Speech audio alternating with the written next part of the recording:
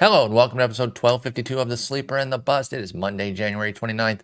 I'm your host, Paul Sporer, joined this morning or afternoon by Justin Mason. We are on that little crossover here where you're still in the morning and I'm in the afternoon. But how you doing, Justin? I'm having one of those days, but that's why I get to kind of ignore the world and everything that annoys me and just focus in on baseball, right? Because it is baseball time. Let's get some baseball talk going. For me, the football season is over. I'm sorry, It's official. bud. Yeah, that was brutal. But at least we get Taylor Swift in the Super Bowl. I'm not pro Taylor Swift. I'm not anti. Well, if you're not pro, you're anti. No, I'm fine with her. I'm actually a big Kelsey stan. I like the Kelsey brothers. I love their pod. I'm in on them. So, Danielle's like, I'm not listening to their podcast for the next 2 weeks. As a Niners fan that she is, I understand. But I really like them a lot. I think they're really fun guys. And so, that's his girl. That's fine. I don't really have huge opinions on her. I understand the annoyance of people that are like, gosh, she's getting all this attention. It's not her fault though, right? Like separate you can be mad at the NFL for overdoing it. And I did see somebody, I think it was Des Bryant, who was like, other players dated celebrities before and it was never like this. In fairness though, she is the biggest singer in the universe. Yeah. So it's like, yeah, players have dated famous women before, but were they the top of pop music? I don't think so. Or even the top of acting. I don't think so. So anyway, I can't even think of me neither. I keep thinking of Matt Kemp and Rihanna, but that's not even football. That's baseball again. So I'm trying to yes, of course they have, and that's great and all. And there's probably tabloid coverage about it. This is different though. She is, the queen of pop culture, pop music, right? And she brings in gillions of fans. I saw something that NFL and the Chiefs have made $330 million off of merchandising. I believe it. Yeah, because those Swifties ride hard. Cannot fathom how much the Kelsey both. I bet the Eagles are getting some ancillary benefit too because Jason gets picked up. Hey, and she's an Eagles fan, so so I want to get a Travis and a Jason jersey because I'm a Swiftie. Boom, that's all money in the coffers for both those clubs and the NFL. And we get her to date a baseball player next, so we exactly. Please come on over, make our sport cool, please. Patrick Bailey is single. I was gonna say Bryce is already married because I was trying to think of somebody who kind of looks like Travis. He's already married and young. Relative, right? He's younger. Kelsey's, older. She's not old by any stretch, but she's not 20 something. So it'd have to be a bit of an older player. So maybe even Bailey might be too young. Yeah, Bailey might be too young. Joey Votto? I don't know Joey if he's Votto married. Yeah, I don't know. I don't know. He's a little bit too old though, because he's on his way out. Yeah, he's the other way. That's right. I want someone like in their 30s, but in their prime. Is Mookie Betts is probably married, right? I believe he is married. And the Dodgers don't need any more good things. Also a good point. We're struggling to find out who that's going to be, but put it in the comments. You guys figure it out for us. Let us know who it should be. But anyway, last thing about football, it was just the way that we lost. I had low expectations going in. It's the most Detroit thing. It's the most Lions ever. That said, really disappointed in some really sharp data people that lose their minds when it comes to football and they cannot process data and they don't understand why going for it on fourth down makes sense when it says 48% go for it, 46% says kick it, and then what does that leave? 2% says not. 6%, how can you be, or 6%? How can you be so smart with data in one field and then it goes to football and you just have no idea? I didn't have any problem with either fourth down that's being questioned. I've been doing it all year and that's the thing for me. Don't play different and play tight and curl up and play scared versus what got you there. That one play is not what made the difference in that game. It was what one play did? The flukiest play in NFL history, where it bounces off our guy's face for a 70-yard catch for Ayuk. Okay, did you see the Ravens game where Lamar Jackson threw a pass? Caught his own pass. such weird plays in championship games. Yeah, Like, two wildly insane plays. Honestly, if you want to get down on Ben Johnson, our offensive coordinator at Campbell, about anything, I would say the third down call that forced us to make the timeout. yeah, I love our running game. The problem is the downside is you have to call that timeout and then you have to get the onside because you can no longer force a 3 and out. So it's whatever. it's all right. He won't be your offensive coordinator for long. That's true. I'm assuming he'll be my head coach at Yeah, Washington. he's moving on right away, which I totally understand. You know, you don't keep all those pieces around when you start to build a great team. I do think and hope, you know, I guess it would be same old lines for them to be like a one and done here, but I don't think it is. I really think they've got a ton of talent. I'm excited about it. But football chapter is closed. It's baseball time, baby. Let's get into it. We got one move, small move, but some interesting machinations with the rest of the club that we need to get into as a result of it. And then we'll finish up these catchers. But let's start with Aaron Hicks. Major league deal, which is important. So it's not a minor league invite or anything like that. It's a legit deal for Aaron Hicks out to the Angels. You know, it's funny because we usually read these deals on trade rumors. I know I do MLB trade rumors. And like, I think just a few scrolls down, or at least the last time I had checked in, there was an article that they had about how both Moniak and Adele are out of options. And I don't think it was related to this yet. Like this move hadn't happened. So it was like, they were just kind of pointing out like, okay, these two dudes kind of have to play. And then you bring in Hicks and it's like, so are they seeing Adele and Moniak as a straight up platoon? Taylor Ward in left, Trout in center, and then Hicks on the bench? I guess. But I mean, I also could see like maybe Moniak and Adele are on the bench. And Hicks is in center, and you know Trout's and then Trout right. into a corner. Yeah, I could also see them make a move, right? Like they could try to trade Adele, or trade Moniak, or trade Taylor Ward to get somebody with some options. You're saying because yeah, they have so few guys with options. Maybe to continue making over that bullpen, or add another piece into the rotation. This isn't a bad team necessarily. And I could definitely see them just say, hey, you know what? Ward's had injury issues. Trout's had injury issues. That's Hicks where I had was thinking. Injury issues. You and I, you were like yelling at each other prior to Yeah, because we were talking about it before we started. And you're like, well, what they signed this for? I'm like, Justin, none of these guys are healthy, including Hicks himself. So, like, he's going to carve out some time. And he had a little thing going with Baltimore last year, 129 WRC plus and 236 plate appearances. Still takes his walk, still has a little bit of power, a little bit of speed. You know, if you can find 400 plate appearances for Hicks, which he had in 2022, there might be a little something here. I'll tell you what, I would take him in a DC.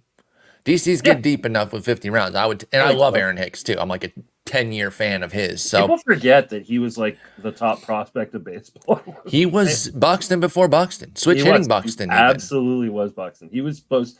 I remember like ESPN the magazine or Sports Illustrated when he was a prospect, like where he was on the cover, and it was like, this is like the future of baseball, and like just never quite worked out. But injuries ate him up. Yeah, Aaron Hicks has been again. The Buxton comp is like pretty perfect, if I may say so myself. What's up with the switch twins? hitting capability? Buxton, Royce Lewis, Hicks. Yeah, they get these superstar prospects, but they have one flaw. It's like they sign a deal with the devil. You can have this uber talented guy, but he has devastating injury issues. Now, just give me Is there your somebody in Double A kneecapping people or something? Like something's going on with that. So yeah, I do like the move though. I do. I think it's a solid little move. I don't think it like completely revolutionizes them or anything, but I think it is a nice little move for them to add some depth. So we'll see how that goes for the Angels. And like I said, maybe take a look at Aaron Hicks in your 50-round draft and holds. You and Jason talked about the Colt Keith signing, the Keith Colt signing, Alex Wood, Hector Neris, things like that. So we will get back into catchers and let's finish them up today. We are now into the bargain tiers for sure. This next wave one, we've talked multiple times, not just within this preview, but even before that about how deep catchers gotten now. And this group here, these guys you don't even have to like bet on yet. They're the next wave. That's after you talk about getting some of the younger guys like a Yiner Diaz or one of the Alejandro Kirk, Gabriel Moreno, Logan O'Hoppe, Bo Naylor.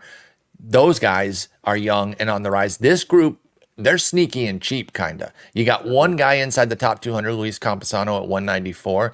Then you go to Henry Davis, who's not catcher eligible anywhere, but he's Will going to be. catch. Yeah. And so this is why I included him in my catcher rankings too. Instead of getting a bunch of questions saying, where would you rank Henry Davis if he was, I just included him off rip because he's going to qualify 2 weeks into the season, basically.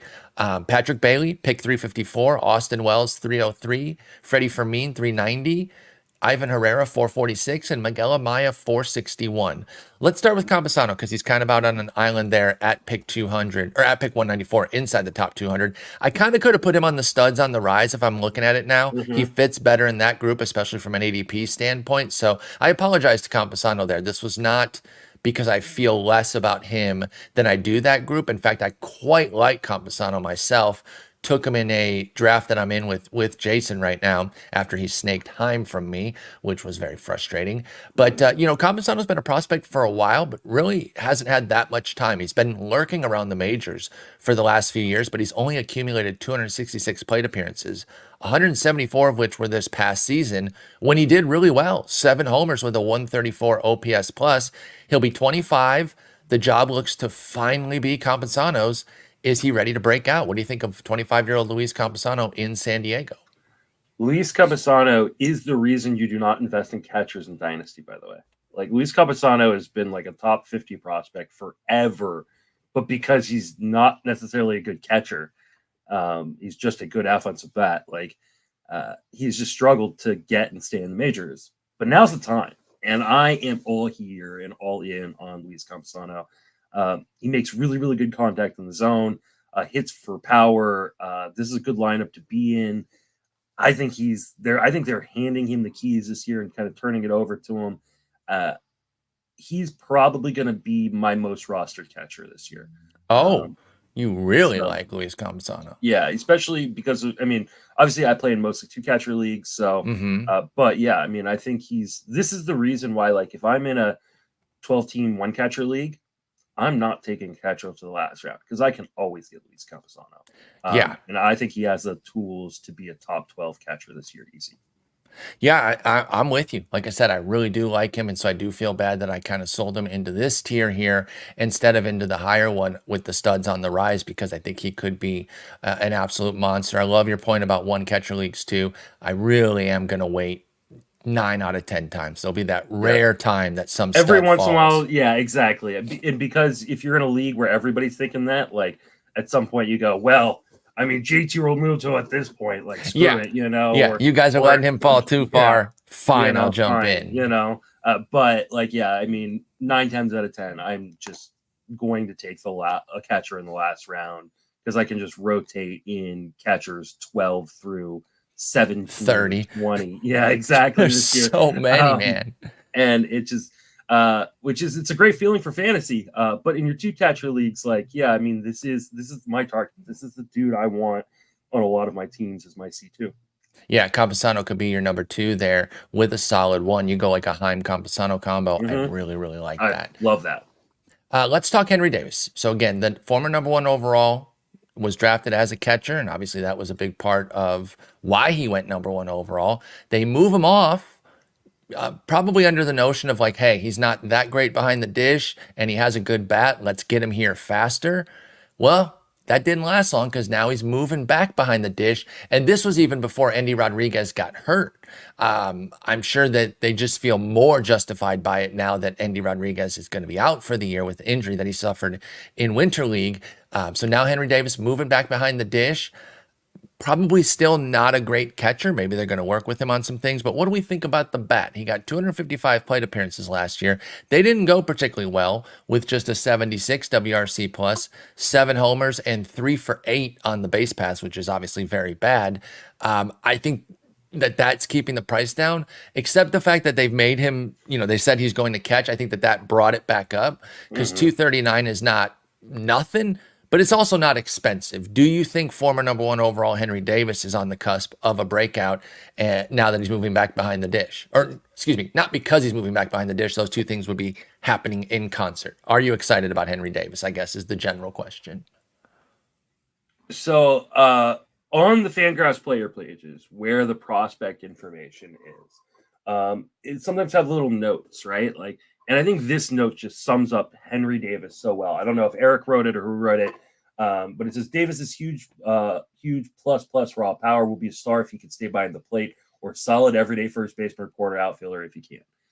Like, that is exactly who Henry Davis is. So like, good. Yeah. The It's only almost like he interest, does this for a living. Yeah, I know, right? It's like he's a professional.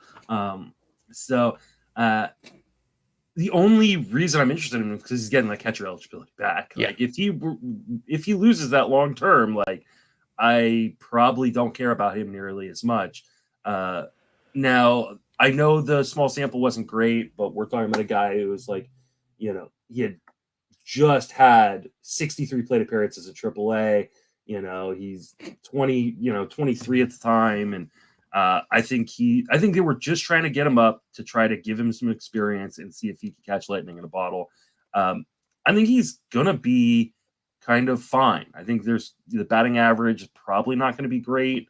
I don't think it'll be as bad as last year, though. So, like, he made 86, 87% zone contact. And what's average again? I'm sorry. He's around 85. So it's above league average. So when you're now behind the plate as a catcher, like, I'll take that. Like, especially with his raw power. The question is, moving behind the plate, does he lose plate appearances? Are they going, because he's not a good outfielder either. So that's true. It's not like he's like, oh, on my days off I can go play the outfield. It's his days off. He's either sitting on the bench or he's DHing. How much are they going to let him? Depending how well he's hitting. I think if Henry Davis is raking, then they're like, go stand your ass out and left for a little bit. We need you still out there.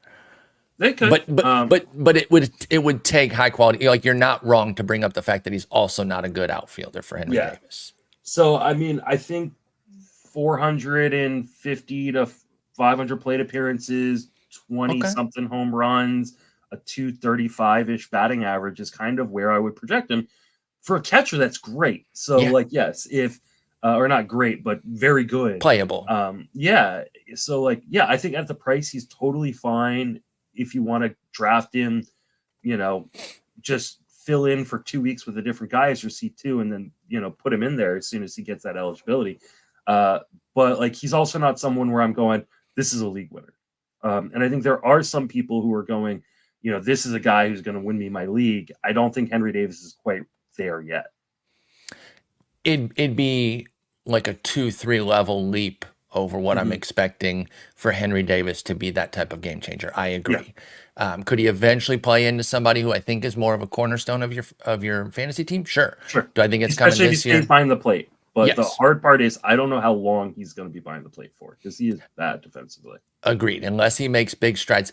Now, I'm not super in tune with European soccer and how everything works. I casually follow it. I used to not really be a fan at all, but now I kind of keep some tabs on it. I know about things like the loan system.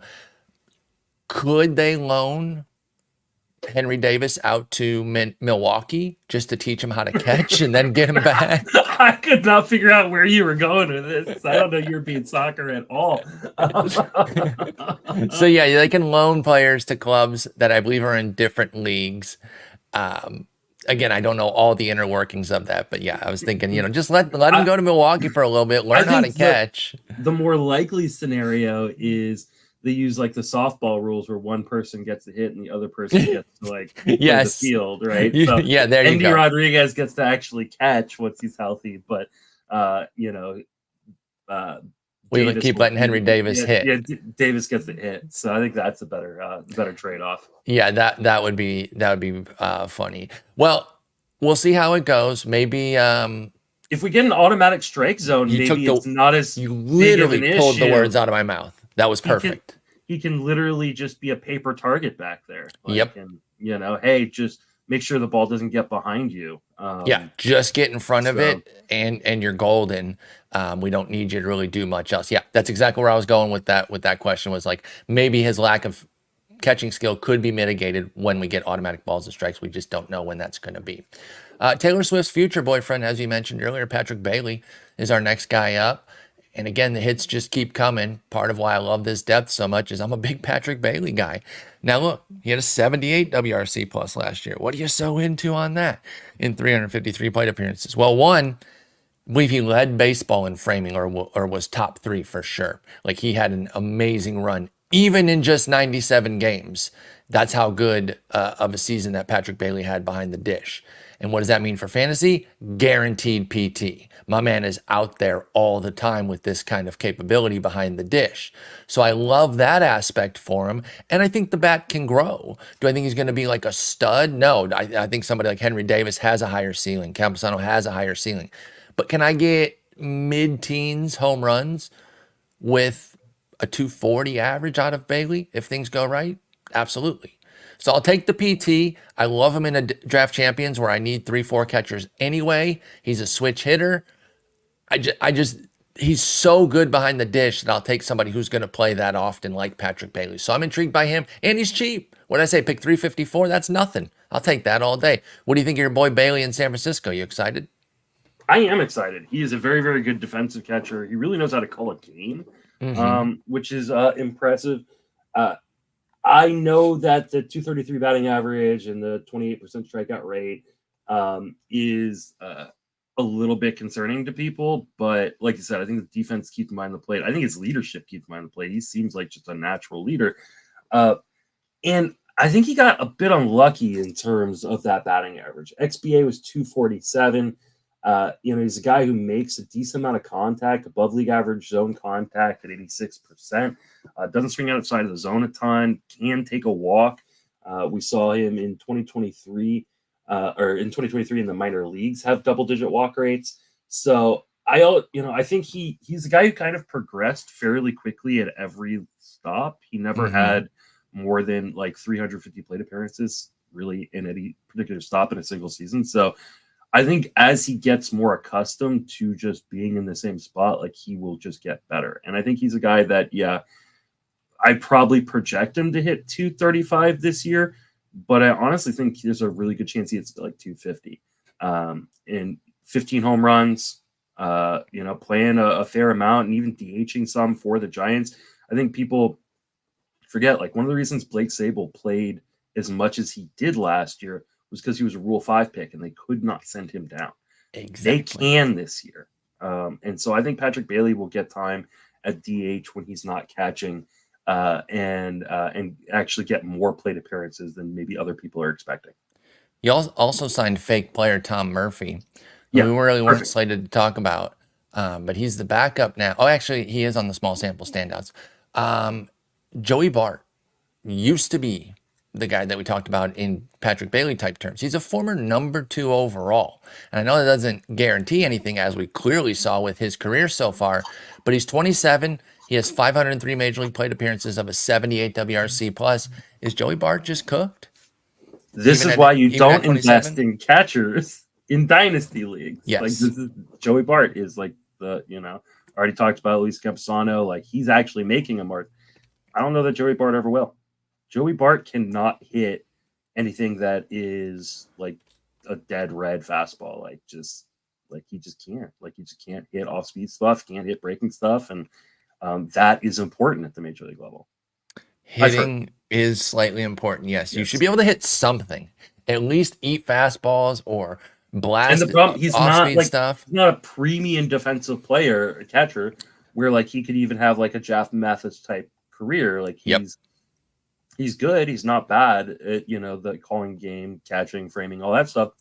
But I think he's probably a AAA guy for, especially juxtaposed against Bailey. Yeah. Like, it's one thing to not be that good, and then in the grand scheme, catchers come in to visit, and they're like, man, wish we had a guy like that. You got the guy right there to be like, I wish Joey Bart was like that. And he's nowhere near Bailey, and so that's really tough. So, I mean, a tough number 2 overall because it's really not working out. And even though he's 27, maybe he goes somewhere else, and I was going to say change of scenery, perhaps. Yeah, like there's a number of Giants prospects that are close or at the major league level that probably just need a new home. Like, the Giants are not good at developing offensive talent. Yeah, like are you thinking guys like Matos and Luciano? Yeah, someone just talked to me about Matos. Like, what are they doing? Like, they brought in Jung Ho Lee, who's now pretty much like the same type of player. Yep. And like, so you're probably not going to stick Matos out in a corner. And I'm like, I guess he's a fourth outfielder right now. Or maybe they do trade him, but like, what trade value? Like, the problem is the Giants like wait till guys have no trade value. Exactly. Like, oh, we should move this guy. Like, and everyone's like, okay, we'll give you literal pennies. So here is pennies for that guy. Yeah, like, I mean, because I like Matos. I like him a lot. And it's kind of a bummer. And maybe they do just say, listen, we'll sacrifice some power and put you in a corner. But especially because no one can seem to hit out of the park anyways. But like, yeah, I got asked a couple times in the chat today, like, what are the Giants doing? And I'm all like, I don't think the Giants know what they're doing. I think the Giants have a massive identity crisis. I agree. And I think that they have been straddling this fence of trying to be good and trying to rebuild for so long that the fence itself has inserted it inside them. Yes. They are classic stuck in the middle, right? Like in the NBA, that this Monday morning. In the NBA, this is like that rare area where you can like be out of the lottery, but like a dog shit playoff type team. We don't have that in baseball because 52 teams don't make the playoffs yet. But yeah, they're just stuck in that limbo right now. The Giants are. I've made this comp a number of times. Like, this is exactly the dynasty player you don't want to be. Either commit to being bad or commit to being good. Like, you don't do one or the other. It's okay if you fall absolutely short, if you're, if you try to be good and you don't win a World Series or whatever. But like, commit to either being bad or good. Don't be this middle team, because you never get out of that hamster wheel. Absolutely. And that's exactly where they are. You're 1,000% right. I've heard you make that comp. And yeah, they are that team right now that they don't know what they're doing. You look on their roster, they got some intriguing under 25 guys, but then they got 5 guys over 30 that are like, okay, what are we doing? So who knows what's going on with the Giants? Maybe Patrick Bailey can start to be a big piece for the future, though. That's who we were talking about primarily. Joey Bart, not so much. From a fantasy perspective, I like Bailey a lot as like my third catcher in a DC. Yes, that's exactly the avenue. Case start throw as a 2 catcher in a 15 team. Yep, exactly the areas that I'm looking at him for. Austin Wells over with the Yankees made a little flurry at the end of the year. Came up 75 plate appearances, nice little cup of coffee, blasted 4 homers, put up a 97 WRC plus despite an underwhelming slash line of 229, 257, 486. So it was all that power that kind of helped him. It's 75 plate appearances. Let's not overrate it one way or the other. But he's come up with, nice plate skills. Takes his walks, has shown some pop as he's come through the minors. He'll be 24 years old. This was a 4-level season, by the way. 5 games at A, 58 at AA. 33 at AAA, and then the 19 in the majors for Austin Wells. It was a nice catch-up season because at age 23, which is what he was last year, he needed to be further along the process a little bit. So to get the AAA time and the Major League time was nice. He's slated to be on the Major League team to start the year. Do you believe in Austin Wells as somebody who can make an impact this year on the fantasy landscape? This is a player I've kind of gone back and forth on, because I think that long term he is going to be an interesting kind of low end C1, high end C2 in fantasy. Like, I think there is enough hit tool and enough power that behind the plate he is a viable fantasy asset. I think if he played a different position, he'd probably be pretty boring. Sure. And so I hope he can stay behind the plate, because I know he's not necessarily a great defender. That is true. The problem is they've got Jose Trevino, and who can catch, who's a really good catcher. And I feel like everybody forgot, like, Jose Trevino was like their MVP, like at one point, like their team MVP at one point. Like they love Jose Trevino. And I know big fan favorite. Yeah, he missed time with injury last year, but they brought him back. And I wonder, like, if I know we have it right now is Austin Wells being on the strong side of a platoon. I wonder if this is more of a 50-50 or even a 40-60 split. That's where I'm at. And so I'm a little worried, because at first started drafting and things like that, I was like, Austin Wells. And then as I started doing projections for catchers, I went, oh wait, Jose Trevino needs plate appearances. Mm-hmm. And I went, oh no, now I got to start taking away from Austin Wells. Do either of these guys hit 400 plate appearances? I don't know. And if one does, It's Trevino. it's Trevino, right? Okay, yeah. Yeah. So we're kind of in lockstep there. I like Wells' bat, but you know, a team like the Yankees is not just going to play bat over glove behind the dish. The Yankees are going to do what they think takes to win. Exactly. And if that's the they catching, like Jose Trevino. yeah. And he's never had 400 plate appearances, but he had 353 back in 2022. You know, kind of went through some crap last year, like you said. I think he at least gets back to the 350 for Trevino. And so, yeah, be careful I could with see them both Wells. Absolutely. Yeah. Could totally see something like that, which, you know, cuts into what Wells could possibly do, especially if he's not quite ready yet either. He's a guy that, like, I see the intrigue and I see why, if he's one of your guys to go for in a DC, one of your 4 catchers, okay, that's chill. AL only, you know, your second catcher and a 2 catcher AL only, that stuff gets really deep when it's a single league. But I'm not as keen on him as some of the other guys that are going around him. Like Bailey going 50 picks later, I'm taking Bailey. Yeah. Like that's simple for me. And even this next guy, Freddy Fermin, pick 390. So going almost 90 picks later, 87 to be exact.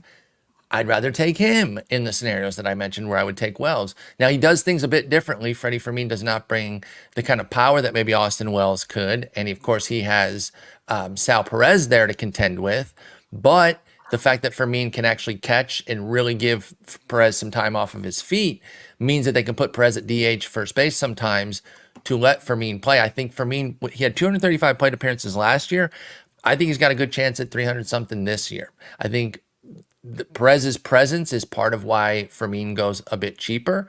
But I'll take that discount. I think he's kind of solid and just further adds to this catcher depth. Hit 281 last year with 9 homers in those 235 plate appearances.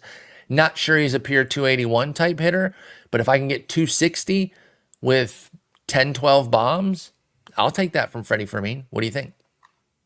I think you nailed it. And honestly, I think 270 is even more in the cards, and I probably have him like high 260s when I finish my projection on him. Yeah, like this is my like top C3 target, and a guy that, like, if I just completely whiffed on my C2 in a 15-team league, I'm throwing the dart on Freddy Fermin. Like, I think he's obviously not going to play all the time because they have Sal Perez, but Sal Perez has been banged up more in recent years. They like to DH him. I think at some point he may move over to just being the DH as he kind of winds down his career, or at least playing there just as much, if not more, than when he's catching. So, and that could start this year. So, like, yes, I'm willing to gamble, especially in fab leagues where he's easy to drop if he's just not playing more than once every, once or twice a week. So, but yeah, I see some pop and I see some batting average, and the batting average is really the interesting part for me, because it just, when you get to this level of catcher, you just can't find batting average. Exactly. That's usually not what you're getting. You're getting a handful of bombs and you're just kind of taking that and running with it. So the fact that you can actually get some base hits with it is pretty interesting. And yeah, I like your call out about waiver leagues for Fermin, because if they just say, you know what, you guys got it wrong again, we're still not moving Perez to DH, except for every once in a while he's going to catch a ton of games, and Fermin is maybe a once a week guy, then you can move on in some leagues. But I think he'll still have AL only value almost regardless. And we do play a lot of deeper leagues, you and I, so that keeps Freddy Fermin on our radar for sure. Let's talk about Ivan Herrera. Now, I need to add him to my catcher ranks because Cardinal fans hit me with a comment saying, hey, keeping him off the list, you're just allowing me to get him cheaper. And I was like, you're right. I think I'm like 50 catchers deep, and he's the backup. Of course, Wilson Contreras is the starter, but I have enough backups on the list that I should have listed him. So I will get Ivan Herrera on there if the commenter who said that is listening. He got my little classic sip of espresso last year, only 44 plate appearances. I can't go full cup of coffee. 122 WRC plus, who gives a shit? 44 plate appearances is literally nothing. But had a nice year at AAA and 375 plate appearances. Ivan Herrera did, with 10 homers, 11 steals, a 297 average, and a 147 WRC plus. So he was killing it in AAA at age 23. Can Ivan Herrera, make a dent this year. He's behind a stalwart like Freddy Fermin is, but maybe would they ever consider throwing Contreras into some DH opportunities to get Herrera in there as well? What do you think of Ivan Herrera with St. Louis? I just don't see St. Louis putting Contreras enough at DH, especially with all their other pieces that they have. Like St. Louis is just a loaded offense. And they got some older dudes that you could cycle into DH to really have that day off. And so, like, I have a really hard time seeing Herrera getting like to even 250 plate appearances. And like because of that, like I just don't think there's enough juice. And for those reasons, I'm out. Yeah, exactly. I just don't think there is enough fan. Like I think Herrera's best asset is a hit tool from behind the plate that could be like a 270 kind of 280 kind of hitter if he were given full-time playing time. But the problem is if you're not given full-time playing time, that batting average doesn't help that much. And because he doesn't have a ton of power, it's not a great park to hit for power anyways. Like he needs plate appearances to accumulate, and I don't think he's going to get those. I think that's all pretty fair and kind of what I was thinking when I didn't originally include him. But like I said, my catcher list is deep enough that he should at least be on there, and I can at least say that. I can say, hey, here's why I'm not super keen on him is because how much playing time is he going to get? And then the Cardinals fans can let me know, hey, we got these plans or whatever. But yeah, I think I listed 46 catchers. Yeah, I can find room to at least get Ivan Herrera on there. So he will be on the next update for sure. So keep an eye on that. Let's stay in division and talk about another young guy. Now, this young guy is also behind an older guy, but it's a 37-year-old that we didn't have a whole lot of, overwhelming discussion to say about, which was Yan Gomes. Like he had a nice year last year, but I think it was just a hot run. So is Miguel Amaya somebody that you're putting into focus as a potential dude? He had 156 plate appearances last year, 5 homers, 94 WRC plus, going to be age 25.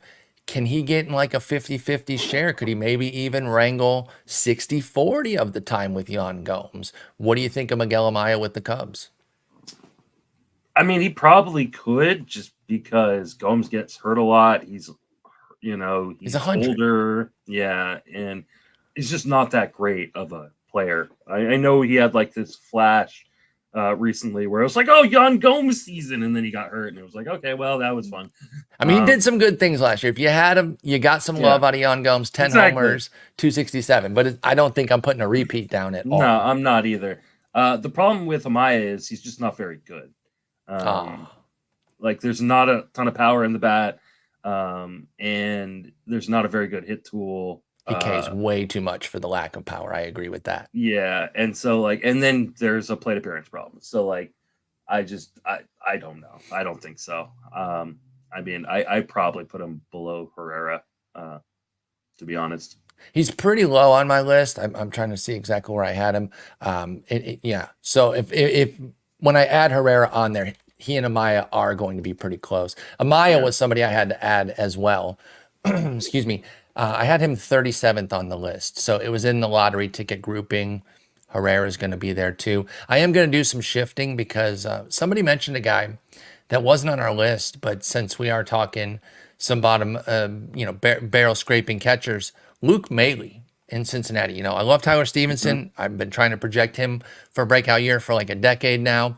But Luke Maile, he's not young at all. He's 33, but did have 6 homers and did a little something last year. I do think if Stevenson is again underwhelming with the bat, we could see Luke Maile get a career high in plate appearances. Now, we're talking NL only, 50-round draft and hold. I don't want to overstate it, but while we're talking NL Central lottery tickets, Luke Maile is moderately intriguing to me, and I did have to take him in a DC because I waited way too long on my 4th catcher. So you don't have to add anything on Luke Maile if you don't want, but it was a comment, and because we were talking NL Central guys, it reminded me to at least address that. Yeah, he's a defensive backup. I could see him just take more and more playing time from Stevenson if Stevenson continues to just not do much at the plate because to be a great catcher, and Maile is, I wouldn't say Maile is a great catcher, but he's a above average major league catcher from a defensive point of view. So yeah, I could see that.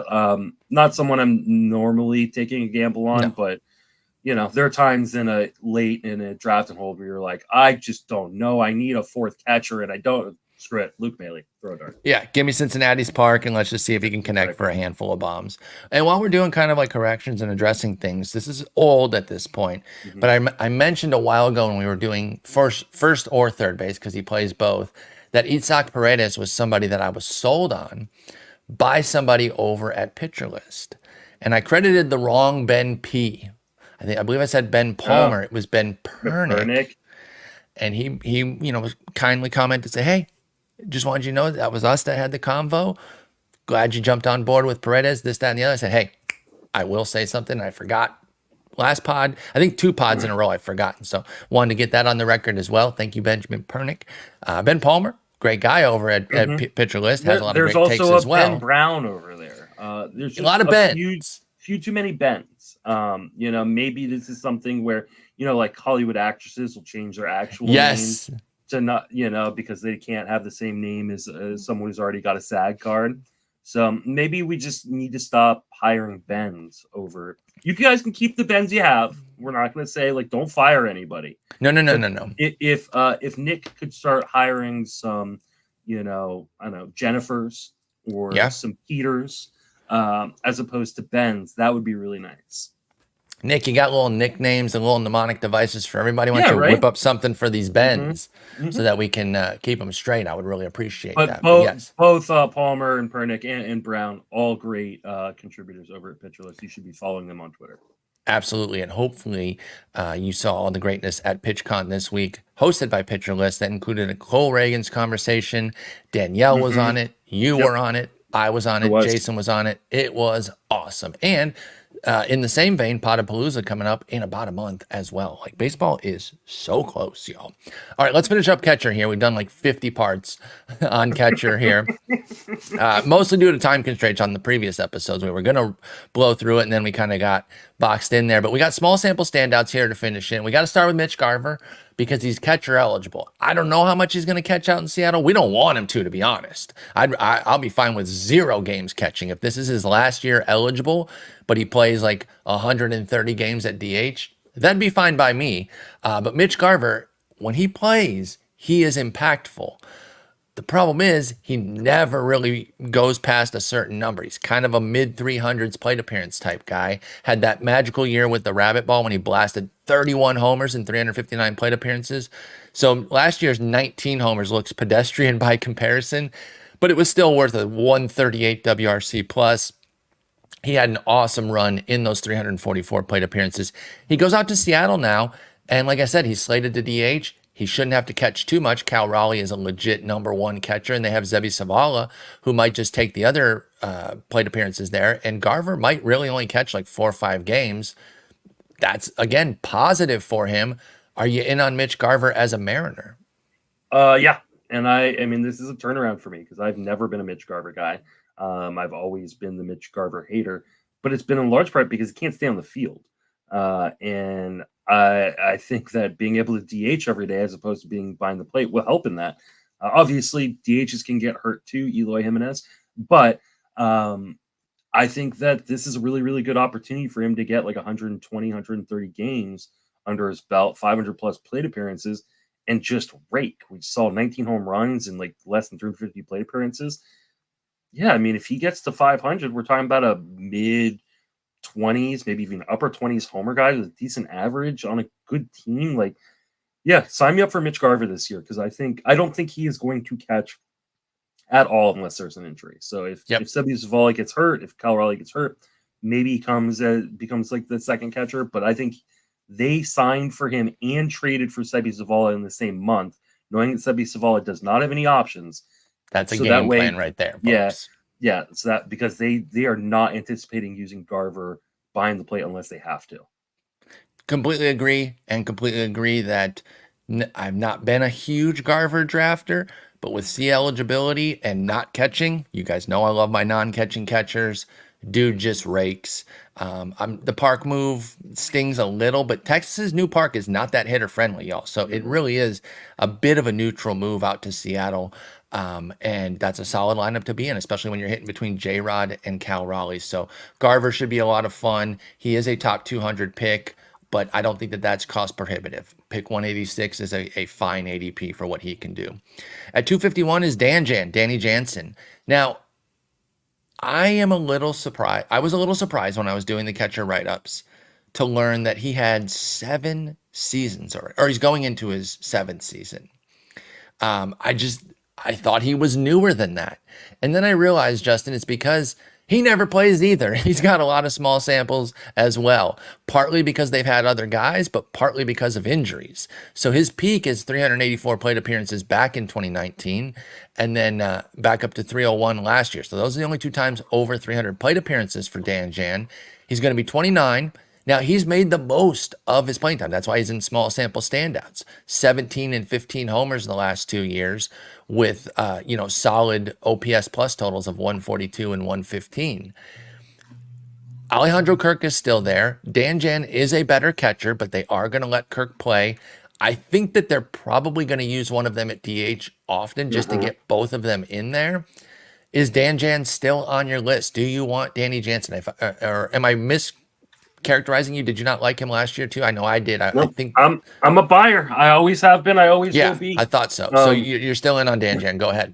If you like stupid fantasy baseball tropes from the 90s and early 2000s, such as the greatest hits of year 27, you also probably remember the contract year theory where guys just play better because they're going into a contract year, completely ignoring all the guys who signed pillow contracts because they suck their contract year. Before you go on that, there is a little merit to it, and it was found to be simply that guys play through stuff through smaller injuries more to amass more counting stats. So there is a contract year bump, quote unquote, but it was really just volume. They would play through more a little bit, and obviously it doesn't work for everybody. And it doesn't account for the guys who actually play worse because of that. So. Exactly. They overplay. They play through injuries that they shouldn't play through. So yeah, insofar as it does boost you, it's usually just a volume bump. It's never anything to bet on. It has been debunked. But go ahead. Dan Jan is in a contract year, so is it time for 20 homers? I don't know if it's time for 20 homers, but like I will take the gamble because it's cheap. Like it's not a prohibitive gamble at all. We're talking about a C2.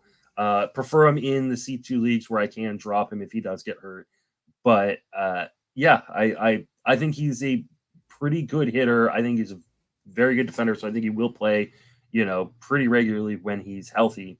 They also will DH him at times in order to keep him healthy and keep his bat in the lineup.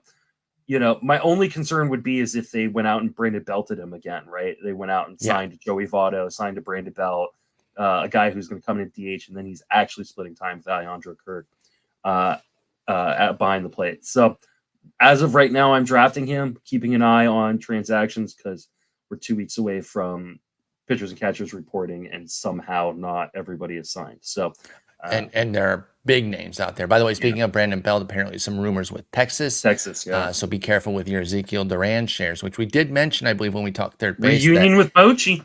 He could get ousted. Yeah, that would be an interesting reunion there. And it's an even year.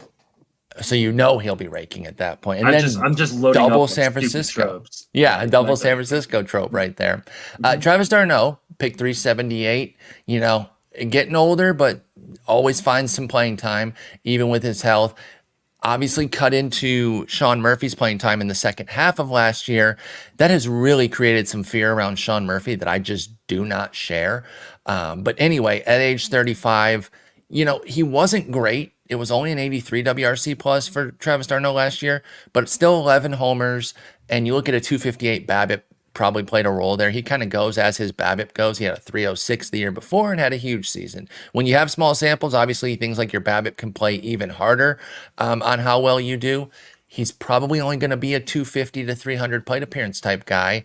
But is Travis d'Arnaud, how much has he been on your radar in these recent years where he's spiked some greatness in between some dud seasons? And if he hasn't been, does he enter it this year? And if he has been, does he remain on it this year? Where are you at on TDA?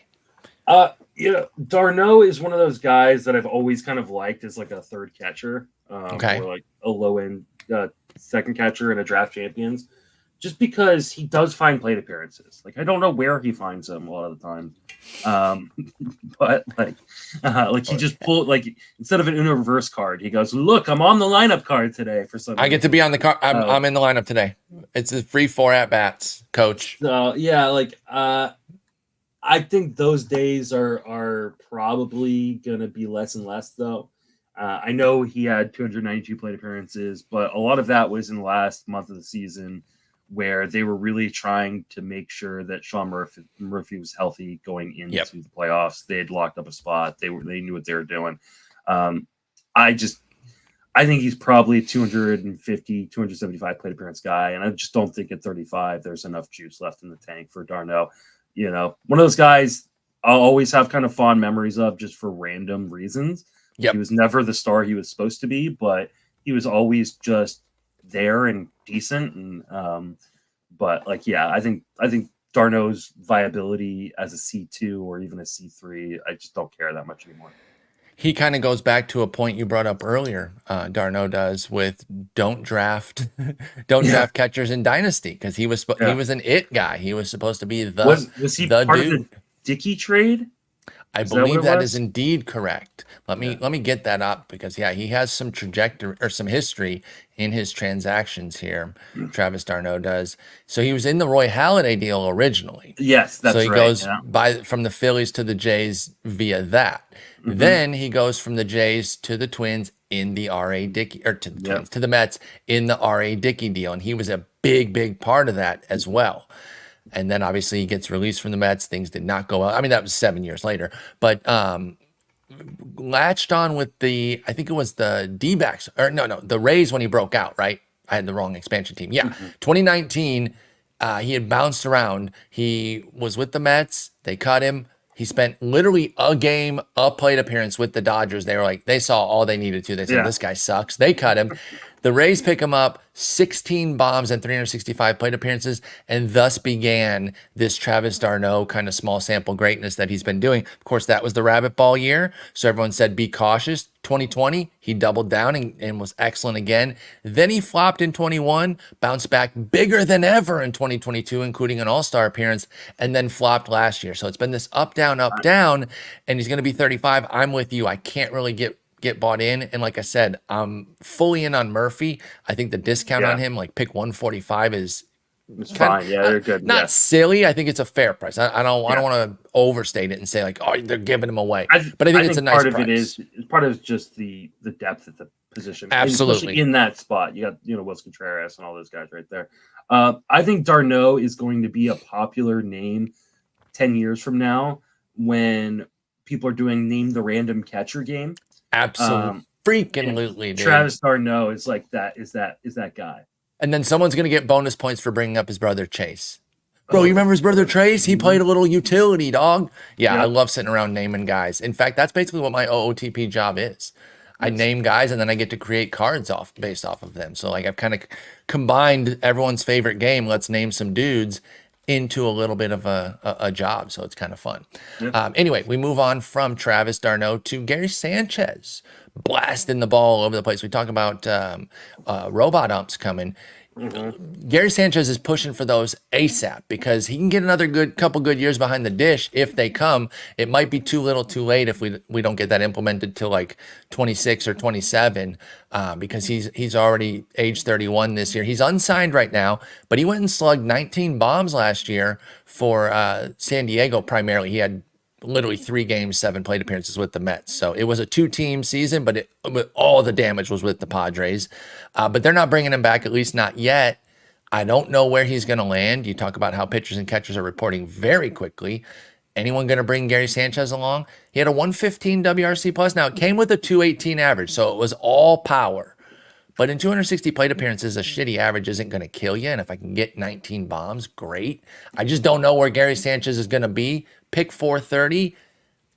I can maybe do it in a DC. I'm probably taking other guys because, again, we have not stopped talking about how deep catcher is. I'll take somebody with a little bit more certainty. But Gary Sanchez did do well last year. Can he follow it up again if he finds the right spot? I know that's a huge if. Yeah, it's just a matter of him finding a spot, and I'm probably not going to draft him until I know. That being said, like why not take a gamble on him considering where he's going? You know, the kind of offensive potential, and he will find a job. Like someone He will will. pick him. He's you know, like, 31. he's like a future Ray. Like, I mean, like Yeah. they've got Renee Pinto and Rob Brantley. Bro, I thought you were going to say Rod Barajas for a second No. there. Even though you said Rob, I was like, wait, is he going to say Barajas? Yeah, so Like- that's a good call that I could see Like, him being a Ray. Yeah, like he could like there's a bunch of teams with like a backup catcher right now that you go, who? Yeah. And all he needs is 250 plate appearances to rocket 20 plus home runs out of the park. Someone's going to do it. Yeah. And so I don't mind taking Gary Sanchez into DC. It's pick 430. It's just not that expensive.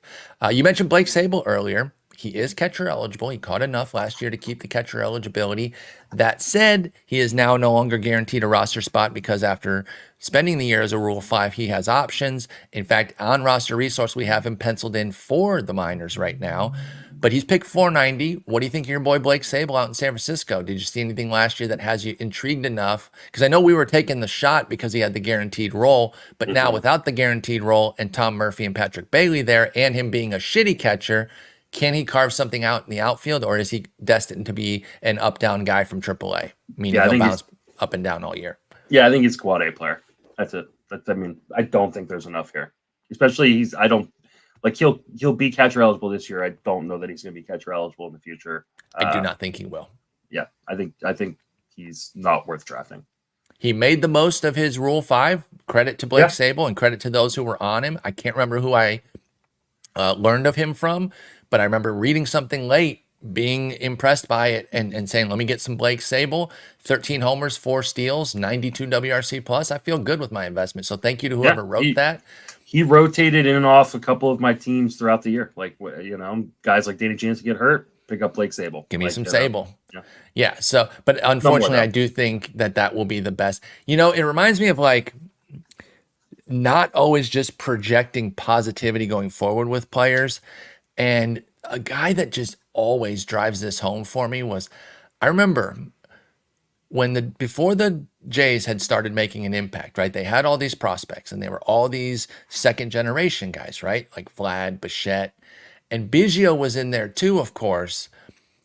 But it was like, it's Vlad, Bichette way up here and then Biggio down here. But everyone wanted to bring Biggio kind of up with them because, hey, it's another, you know, again, second generation player. Are you sure he's not good? And then he had the big run in his first season, 2019, which happened to be the rabbit ball again. 16 homers, 14 steals, 115 WRC plus in 100 games. And I remember Eric Longenhagen, he had to be the wet blanket and basically be like, it's probably the best he'll ever be. Like we've probably seen, you know, the high end of what Biggio can deliver. And I was like, really? I mean, we just saw this. Can he not keep doing this or add on to it? And Eric couldn't have been more right. He just could not have been more right. Like that was the peak of Biggio. Yep. He struggled to get anywhere near that same playing time since. He's going to be age 29 this year. And it was a big turning point. And I know it's not that long ago, 2019, but I've tried to get better on prospects every year. That was a big turning point for me of like, don't just project forward on everything that happens. You still use the data of the people that are saying, hey, this is their ceiling. He might have just reached his ceiling right away, which turns out he did. So good call by Eric. I'm not saying he gets everything right that he says, but that was one where I had a real disconnect with what he was saying versus what I was seeing. And I was like, are you sure? And then I was like, you know what? I should trust the guys that have seen these players more than me, right? It's not an appeal to authority if I'm not trying to just always listen to every prospect person. But if you trust somebody, they've seen it, they've put the work in, and you haven't, then you can trust what they're saying, I feel like. And so anyway. I'm right there with you. Weird rant there. But I mean, I think there's been lots of guys, and over year after year after year, we forget that. Yes. Like, we just have this really, really bad. Brett Laurie, another Toronto Blue Jay. Like, yes. You know, like we just had one with Jeremy Pena, where like Pena had this breakout season. And of course he's going to build on that. And he takes a big step back. And I think part of that is we saw the ceiling in his rookie year. I'm pretty sure Eric said the same about him, by the way. Yeah. Like, I mean, we might have seen the best. This is why I love numbers. I absolutely love numbers. But these prospect guys who go out, they watch these guys play. Like they know. I'm not saying they know more than the numbers necessarily, but I think you have to use them in conjunction together. You mix the two exactly, because if you just take the data, you're like, oh, they can build on this, and they got these two metrics, they're going to go. And you look at the people that have seen thousands of players and they say, no, he fits this makeup type. There's almost no way that he doesn't just kind of go on this trajectory. And you mix the two, like you said. And so I think that's so important. And I forget that sometimes. It's why you and I watch the games. I mean, aside from liking the games. Yes.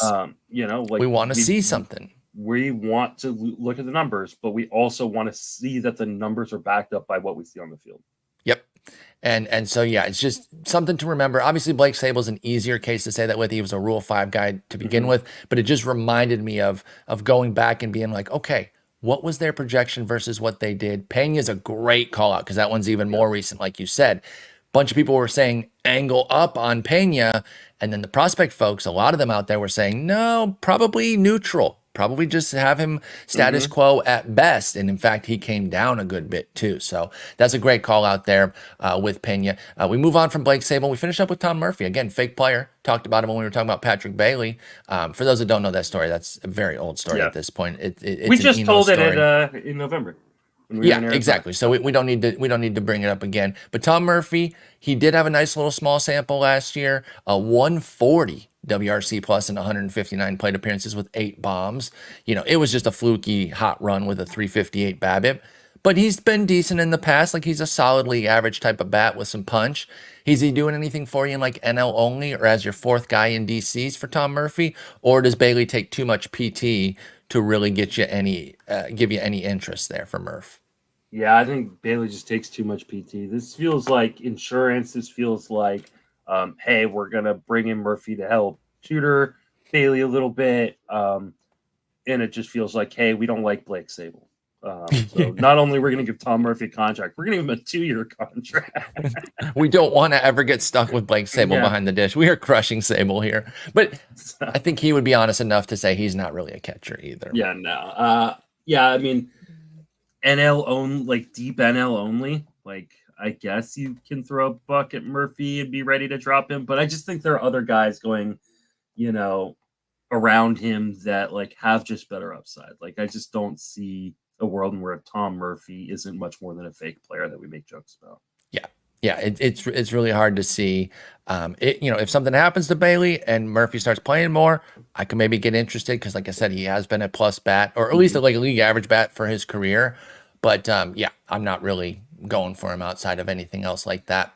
All right, that's it. Those are our guys. Anybody else that I didn't get to? We went pretty exhaustively with catcher, but did you want to get in on anybody else here that I didn't mention? You want to talk up Christian Bethancourt in Miami, Nick Fortes in Miami?